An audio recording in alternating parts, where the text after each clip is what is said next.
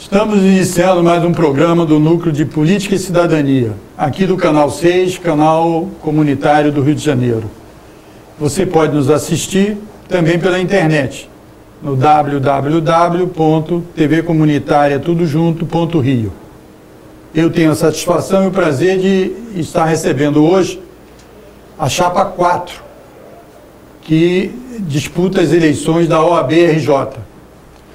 A Chapa 4 chama-se a OAB que eu quero. Eu estou aqui com o presidente da Chapa e o candidato a presidente da OAB, o Fernando Otávio Neto, e a vice-presidente da Chapa, a advogada Renata Mansur. Obrigado aí pela presença de vocês. E já avisando aos outros concorrentes que a TV comunitária aqui está aberta a promover, inclusive, debate entre as chapas e fazer entrevista com os outros candidatos.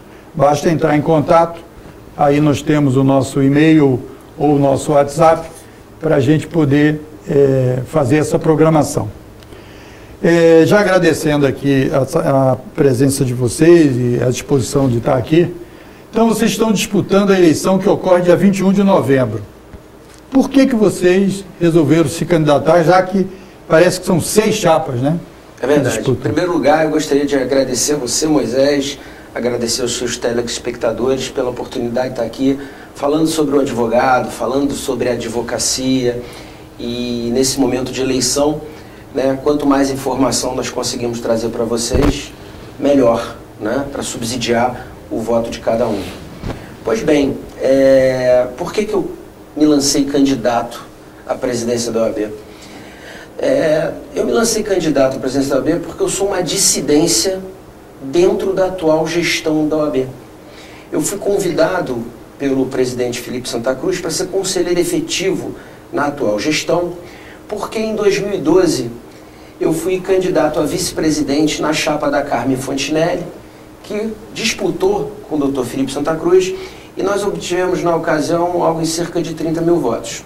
Como a chapa azul, a chapa a qual pertencíamos, ela não veio nas eleições de 2015, resolveu não lançar candidato, eu resolvi aceitar o convite de ser conselheiro efetivo da OAB. E estou me lançando candidato à presidência da OAB exatamente porque eu estou desgostoso com o que eu vi e ouvi no Conselho da Seccional Fluminense. O Conselho da Seccional Fluminense hoje está aparelhado politicamente, não é? Nós entendemos, nós, os integrantes da chapa OAB que eu quero, entendemos que a OAB é para os advogados.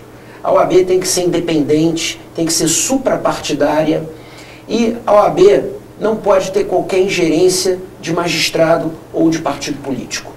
Então esse foi o primeiro descontentamento. O primeiro descontentamento é com o aparelhamento político da OAB. A prova disso é que em 2015 o Dr. Felipe Santa Cruz se afiliou ao PMDB do Sérgio Cabral e a OAB ficou completamente omissa, foi complacente com a farra dos guardanapos na cabeça. Enquanto o governador, o ex-governador Sérgio Cabral, né, fazia a farra dos guardanapos na cabeça em Paris, na Place Vendôme, com fornecedores do Estado, a OAB nada fez, não promoveu, não propôs uma ação de improbidade administrativa, não pediu impeachment do governador, ou seja, a OAB ali já mostrava estar algemada, estar subjugada a interesses políticos partidários. E a OAB que nós queremos, a OAB que eu quero, não é? É uma OAB suprapartidária e independente. É também uma OAB que preste conta aos advogados das centenas de milhares de reais que são arrecadados anualmente lá. Nós estimamos que a OAB arrecade algo em torno de 300 milhões de reais por ano em anuidades, serviços, custas judiciais. As últimas gestões que comandaram a OAB, o Adi Damus, ex-deputado federal, por 6 anos, e em seguida seu sucessor político, Felipe Santa Cruz, por mais 6 anos, não prestam contas aos advogados. Há 12 anos eles prometem implementar o portal da transparência. Nós acreditamos que o momento que o Brasil vive hoje é um momento de transparência, é um momento de renovação, é um momento de esperança. O advogado tem todo o direito de saber onde é gasta a anuidade dele. Agora, o Conselho, você é membro do Conselho, foi membro do Conselho. Eu estou membro do Conselho. O Conselho não recebe a prestação de contas? Não é o Conselho as contas são aprovadas para inglês ver. Olha aqui, estamos apresentando as contas, ninguém vê as contas. Ela é posta em votação... E há alguma dúvida sobre parte da prestação de conta ou das contas, coisas concretas? Na última reunião do Conselho Pleno da OAB, se não me engano, na 38ª sessão ordinária, o Conselho foi convocado para a apresentação das contas da CAARG, que é a Caixa de Assistência dos Advogados do Estado do Rio de Janeiro. E o procurador-geral, o atual procurador-geral da OAB, o Dr. Fábio Nogueira, leu por 4h30 o voto dele encaminhando a rejeição das contas da CAARG, e antes disso ele leu uma auditoria externa que ele apresentou ao Conselho, cujo resultado, resumidamente, é assombroso. Disse ele naquela ocasião, o Dr. Fábio Nogueira, que a CAARG tinha 15 milhões de reais de gastos sem comprovação. Disse ele que o passivo circulante da CAARG era 5 milhões de reais, que o passivo não circulante, ou seja, as obrigações e dívidas já contraídas para serem pagas no ano que vem, no próximo exercício, em 2019, era de 40 milhões de reais. Que o passivo a descoberto da CAARG era de 22 milhões de reais, contra um ativo imobilizado de apenas 21 milhões de reais. Naquele momento, se afirmava ali a insolvência da CAARG. E a OAB não presta contas. A CAARG não presta contas. E o Conselho não tirou nenhuma posição? O Conselho saiu dali estupefato. Mas mais estupefato ainda ficou quando o presidente da CAARG, Dr. Marcelo Oliveira, que antes havia lançado uma candidatura independente de oposição a Luciano Bandeira, candidato Dr. Felipe Santa Cruz, compôs com eles e vem diretor tesoureiro da OAB. Ou seja, o presidente da CAARG, que teve o encaminhamento das suas contas na direção da rejeição, cuja auditoria externa afirmou a insolvência contábil da Caixa de Assistência, vem como diretor tesoureiro da OAB. Por isso eu abri dissidência. Além disso, existem várias operações irregulares no Fundo de Pensão Multipatrocinado OAB, na OAB Prev, né? Investimentos em fundos desenquadrados das regras da CVM, do Conselho Monetário Nacional, debêntures que são compradas. Por exemplo, um caso que é o mais assombroso de todos, uma empresa chamada Rompro Participações S.A., que é uma empresa holding. Uma empresa que não produz bens nem presta serviços, não é? Essa empresa Rompro, ela foi constituída em setembro de 2015 com um capital social de 2,5 milhões de reais. Apenas 5 meses depois, ela emitiu 80 milhões de reais em debêntures, sem registro na CVM, debêntures não conversíveis em ações, cuja garantia era a fiança pessoal do dono da empresa, né? E a emissão das debêntures servia para captar um empréstimo para fazer um FIP de uma empresa chamada Global Gestão, cujo fiador das debêntures era administrador. Vejam que emaranhado. Que emaranhado. É um troço meio difícil até da gente é um negócio entender, difícil de entender. Mas você imagina a OAB Prev, né, comprando 5 milhões e 890 mil reais de debêntures de uma empresa que só tinha 4 meses de vida, que nunca emitiu debênture na vida, que a debênture não estava registrada na CVM, e cujo capital social é 2,5 milhões, ela vai lá e compra quase 6 milhões. Você compraria essas debêntures? Você, advogado, compraria essas debêntures? Eu não compraria, mas a OAB Prev comprou. Então vocês estão deixando claro aqui, registrando que a gestão não está totalmente mal feita, feita de forma até estranha, para ficar no mínimo, pela própria situação. Isso. E que falta transparência e tal. Agora, que outras questões vocês estão achando que... Porque uma coisa é como usar o dinheiro da OAB e das instituições associadas, próximas, como a CARG e tal. Agora, que outras ações vocês estão sugerindo aí? Quando você promove o aparelhamento político de uma instituição como a OAB, que ainda é a instituição civil mais representativa do país, uma das instituições mais respeitadas do país, você presta um desserviço a toda a classe dos advogados. O que eu chamo de aparelhamento político? Vou te dar um exemplo prático. Niterói é uma subseção, é o maior colégio eleitoral do Brasil, é uma subseção que tem 18 mil advogados aproximadamente. Niterói arrecada em anuidades 12 milhões de reais por ano. Sabe quanto a seccional devolve para a subseção de Niterói? 20 mil reais por mês. 240 mil reais por ano. Por que isso acontece? Isso acontece para manter a velha política do Pires na mão.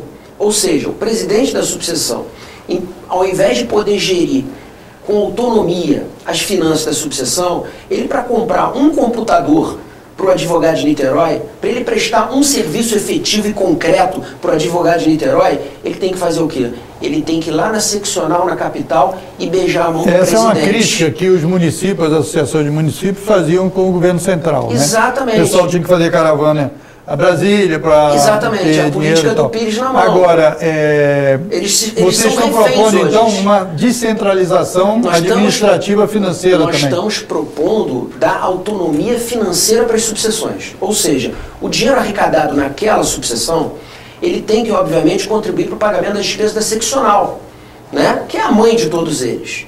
E que onde estão centralizados vários serviços. Mas nada justifica que não se devolva a subseção, na correspondência, na proporcionalidade do número de inscritos, um valor que não torne o presidente da subseção refém da seccional. Que ele possa, sem ter que fazer essa caminhada que você se referiu, política, né, até a capital, para poder comprar um computador, para poder fazer uma palestra, para poder empreender, né, qualquer atividade em benefício dos advogados que pagaram aquela anuidade e que residem naquela subseção. Entendi. Renata, e a participação feminina? A chapa de vocês tem algum diferencial sobre as outras concorrentes? São tantas. E o próprio trabalho da OAB hoje, nesse quesito? Bom, primeiramente eu gostaria de agradecer a presença aqui. É uma honra estar aqui conversando com você, Moisés. Você é uma das pessoas que mais se coloca como democrático, e eu acho que esse espaço aqui é fundamental para a gente colocar efetivamente como está a OAB, né? Com relação às mulheres, nós tivemos uma grande conquista recentemente, porque o provimento, a última recomendação para as eleições de formação de suas chapas, foi que constasse 30% de mulheres nas chapas, coisa que a própria situação não cumpriu na formação de sua chapa. Eles têm lá 29 mulheres num universo de 180 conselheiros, enquanto a nossa chapa formou-se com 80 mulheres. Então a nossa chapa, ela fez questão de fazer uma organização plural. O que eu chamo de organização plural?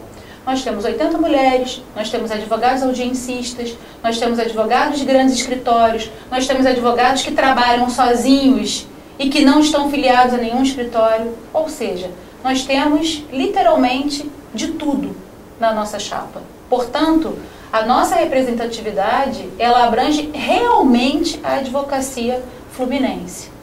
E para não deixar de lado essa particularidade, resolvemos colocar como nossa tesoureira uma advogada, que também é especialista em contabilidade e que faz parte do movimento das minorias, do movimento da OAB Mulher, do movimento das mulheres negras, do movimento dos deficientes físicos, de todas as minorias. É uma pessoa que veio de uma comunidade, que conseguiu fazer a sua faculdade, conseguiu se formar e hoje ela representa as minorias.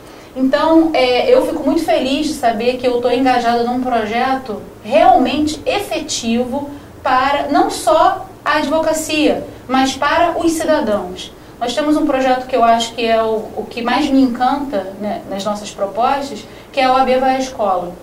Eu sou professora universitária, adoro lecionar, eu acho que a minha vocação maior é justamente lecionar e efetivamente a criança precisa ser formada com direitos básicos constitucionais, do consumidor e direitos humanos. Sem essa formação, desde a alfabetização na escola, a gente não tem como construir uma sociedade igualitária. Esse é o meu pensamento particular. Então, portanto, incluímos como nossa proposta esse projeto da OAB Vai à Escola. Efetivamente, vamos batalhar junto ao MEC que ele inclua um viés do direito nessas 3 vertentes em que eu coloquei, para que a gente consiga formar a sociedade. Então, assim, resumindo a sua pergunta, efetivamente a presença das mulheres é efetiva, efetivamente nós temos uma pauta cidadã e a nossa maior bandeira é a transparência nas contas, como o doutor Fernando colocou aqui na nossa discussão. Então, presidente, você já citou várias propostas aí que vocês estão encaminhando, mas se você pudesse ampliar, digamos, nos 100 primeiros dias de uma gestão da Chapa 4, quais as medidas principais que vocês tomariam? Bom, a primeira medida é implementar o portal da transparência, não é? Que é um anseio de todo advogado saber onde é gasto o dinheiro da entidade, para onde vai a anuidade dele. Então nós vamos, no primeiro dia, implementar o portal da transparência nos mesmos moldes do portal da transparência do Ministério Público, né? Que é uma plataforma por todos reconhecida como fair. Top de linha. Que promove uma compliance, uma transparência mesmo, uma accountability, né? Boa. Então, assim, isso é a primeira coisa que nós vamos fazer. A segunda coisa, infelizmente, é fazer uma auditoria na OAB, na CARG, na DVCRED, na OABPrev, para saber o que efetivamente aconteceu lá. Porque no momento em que a própria situação diz que a CARG está quebrada e as contas até hoje não são aprovadas, a gente não sabe o que a gente vai encontrar quando a gente chegar lá. Então nós temos que fazer uma auditoria externa para começar a sanear a CARG, começar a recuperar financeiramente a OABPrev. Tem gente que pede resgate na OABPrev. Nós temos alguns casos, né, Renata? De pessoas que vieram nos procurar para nos dar depoimentos tristes até. Um senhor, um advogado que tinha 700 mil investido lá, que era a poupança da vida dele toda, a mulher ficou com câncer, ele pediu 70 mil reais para fazer um home care em casa e a OABPrev demorou 11 meses para aprovar, para dar um resgate de 10% do que ele tem lá.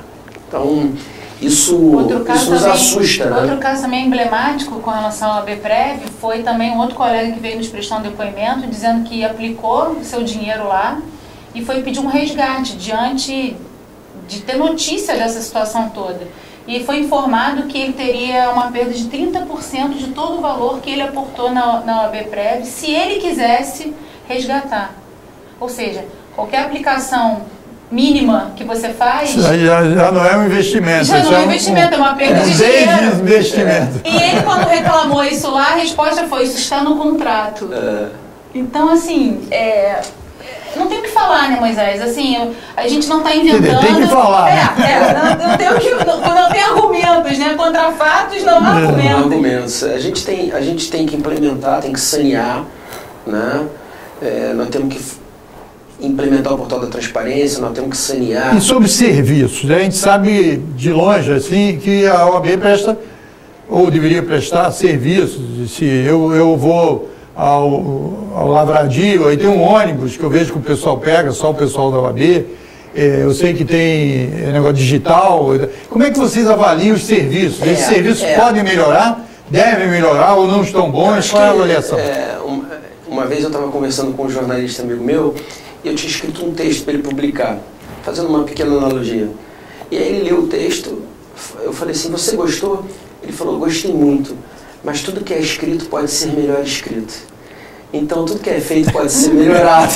Né? Nós temos que melhorar várias coisas na OAB. Por exemplo, a defesa das prerrogativas. Hoje a advocacia está algemada. Nossas prerrogativas são violadas diuturnamente. E você tem 1.700 delegados que batem cabeça e que nunca estão no lugar certo na hora certa.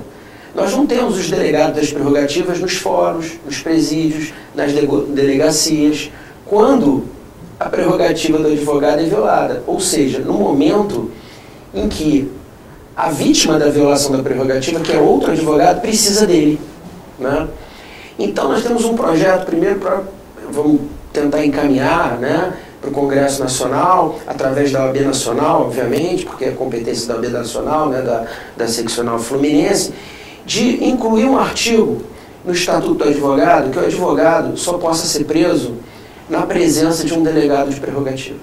Para que não aconteça o que aconteceu recentemente no Fórum de Duque de Caxias, quando uma mulher, uma advogada, foi algemada em pleno, na Casa da Justiça, né? Porque o tribunal é a Casa da Justiça, não é?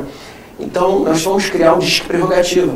A nossa ideia é criar o Disque Prerrogativa e botar ele no aplicativo, né? Porque hoje todo mundo, o mundo é digital, o mundo é eletrônico, né? Então nós vamos ter uma central. Instantâneo. Nós vamos ter uma central e vamos saber exatamente onde está cada delegado de prerrogativa e ele vai ter um plantão. Então, assim, se você mora no Meier, quantos delegados de prerrogativa tem no Meier? Tem 20? Tá. Cada dia um vai ter que estar à disposição em um determinado horário. Se acontecer alguma violação à prerrogativa do advogado, você liga no telefone, disca no app e imediatamente a pessoa que estiver de plantão vai te assessorar, vai estar lá para responder prontamente, para dar uma satisfação e cuidar de você.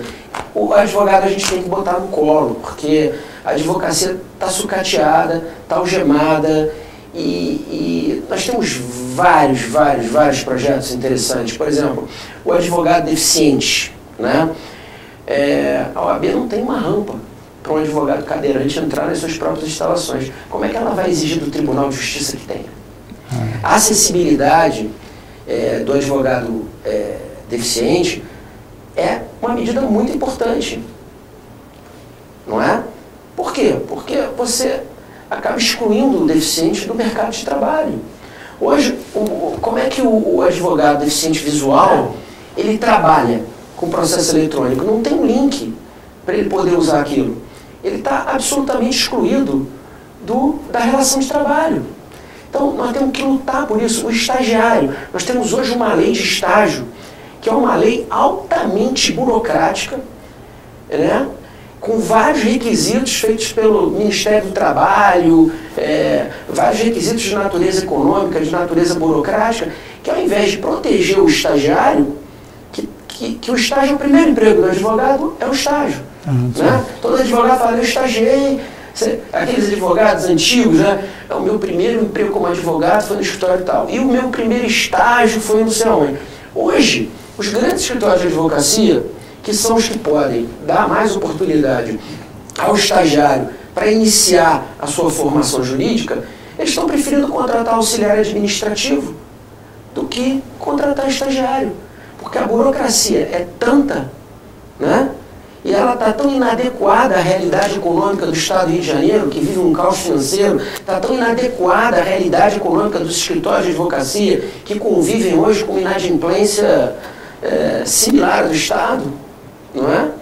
Nós temos que readequar a lei de estágio à realidade econômica do Estado. Também, Moisés, o advogado, né, que está inadimplente. Nós temos hoje um percentual de 40% de advogados inadimplentes. E o que a OAB faz? Se o advogado está inadimplente, ele não pode usar as dependências nos fóruns das subseções para utilizar o computador. Ele usa o escritório compartilhado. Ou seja, você não está dando oportunidade de trabalho para ele, porque se ele está inadimplente... Inclusive para ele poder sair daquela situação. Para ele poder sair. Eu queria, é o seguinte, nós estamos chegando ao final, eu tenho aí mais 2 minutos, e eu queria, Renata, que você se dirigisse aí aos advogados, certo? Para falar suas palavras finais e depois o presidente encerrar também com as suas palavras finais. Bom, advogados e advogadas, o que eu venho hoje aqui pedir é que vocês confiem na gente. Nós somos uma dissidência do Conselho, nós somos uma chapa que se colocou como a opção para que a gente possa efetivamente tornar a OAB inclusiva, tornar a OAB transparente. Então, eu venho pedir o seu voto de confiança. Não deixe de votar no dia 21 de novembro. Queremos vocês conosco. Queremos que vocês frequentem a casa de vocês. Queremos que vocês venham se engajar nos nossos projetos de escola, de transparência e de cidadania. Então, se eu tiver esse voto de confiança, eu agradeço muito. Muito obrigada e até 21 de novembro. Fernando Orotavo Neto, presidente da Chapa 4, eleição dia 21 de novembro da OAB. Suas palavras finais e obrigado pela presença de vocês aqui. Eu que agradeço, Moisés. Eu quero mudar a OAB, eu quero renovar a OAB, eu quero fazer uma OAB diferente com a ajuda da Renata e desse meu conselho maravilhoso que deu representatividade ativa para 80 mulheres, para deficientes, para negros, para todos os advogados do estado do Rio de Janeiro. Desde o Norte Fluminense, do Sul Fluminense, da Baixada, estão todos lá representados. Nós queremos mudar a OAB, transformar a OAB, fazer uma OAB para você, advogado, uma OAB que seja sua e que nela não se contenha partido político, subserviência a partido político e a magistrados. A OAB é do advogado. Queremos fazer uma OAB para você, advogado. Vem comigo, vem com a Renata, vamos fazer uma OAB diferente, uma OAB plural, uma OAB na qual você possa acordar de manhã e ter orgulho de dizer: eu sou a OAB e por onde eu passo é a OAB. Muito obrigado. Eu quero agradecer a você que teve a paciência de nos dar também a audiência para esse programa do Núcleo de Política e Cidadania. O interesse da TV comunitária é o debate, é a discussão. Nós fomos procurados pelo pessoal aqui da Chapa 4 e abrimos esse espaço para eles. Estou convidando aí os demais integrantes que disputam as eleições da OAB para fazer contato com a TV comunitária. Aí na tela, certo? www.tvcomunitariatudojunto.rio ou no e-mail comunitária sem acento .tvcrio@gmail.com. gmail.com, exatamente. Entre em contato com a gente. Se você assistir o canal 6, você vai ver que o telefone nosso de hora em hora aparece lá e pode fazer contato aí para a gente poder programar essas outras entrevistas. Obrigado e até um próximo Núcleo de Política e Cidadania aqui do Canal 6, TV Comunitária do Rio.